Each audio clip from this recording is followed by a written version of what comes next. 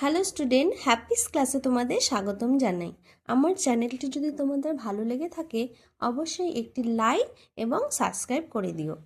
আজ আমি পড়ব তৃতীয় শ্রেণী পাতাবাহার বইয়ের সারাদিন কবিতাটি।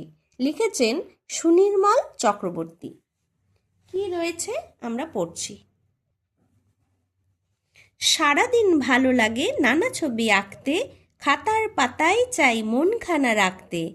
হিজিবিজি ভাবনারা মনে আসে যখনই, ছবি হয়ে খাতাটায় রয়ে যায় তখনই। হাতি ঘোড়া গাছ পাখি আঁকি আমি কত কি। কেন আঁকি এই সব আমি জানি অত কি।